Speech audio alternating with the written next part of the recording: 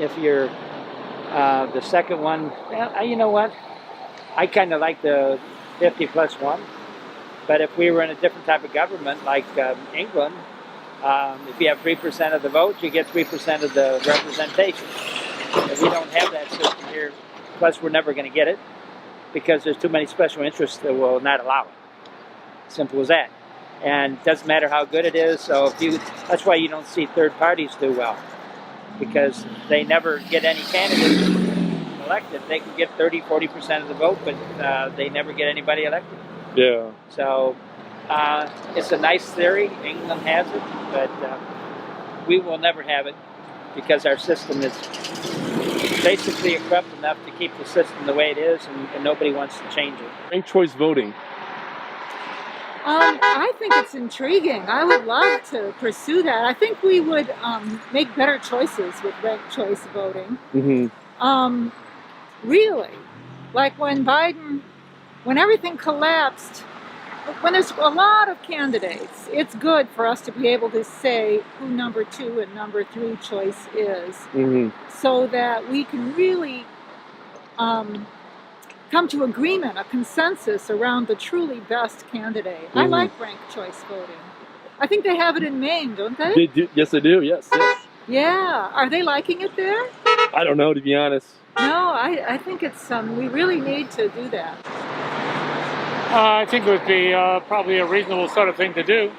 Yeah. You can. There are people that you would like to see there, and that would do a good job. And there might be one person that does maybe just a little better job. So it'd be nice to rank them up and make sure they get represented of your choice. So you don't want to just take the best one and leave the second best one out in the open. So hey, I'll go for it. Cool. Nice. Yeah, definitely. Great. What is your opinion or experience with the general strike? A general strike? With enough petitions and with a double majority for constitutional amendments, a double majority is a supermajority of regular voters in Congress. So that way there's no mob rule. I had to think about that one. Okay. And what's your opinion, thoughts, and experiences with government-funded elections? Government-funded elections? It'd be great if it was just government-funded and not gobs of private individuals who had a lot of money and could do that. So yeah, I'd go for government-funded. But the problem is, you got to deal with the rich and powerful. Yeah. And they have too much power right now. You have 651 billionaires that control more than $4 trillion right now. Yeah. So you're fighting them, and it's hard to fight that much energy. Yes, sir. I think that's all I got. Thank you. Haven't had it really. Not much experience with it. I mean, we do have occasionally where, you vote on 3 or 4 people out of, 6 or 7, and you take the top 3.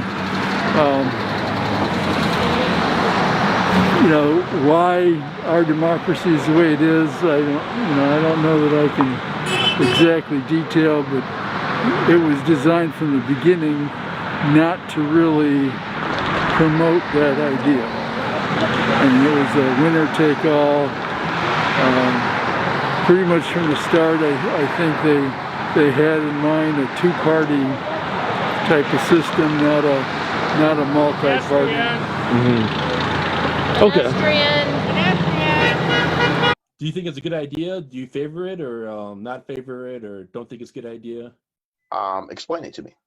Ranked choice voting is essentially what it is it's like weighted voting, where you instead of having to choose between 2 candidates, you have a whole list of candidates and you put them in order based on your preference.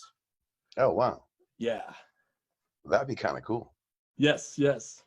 That would be fantastic. Yes. You definitely have a lot more options available. Yes. And it would. Oh wow.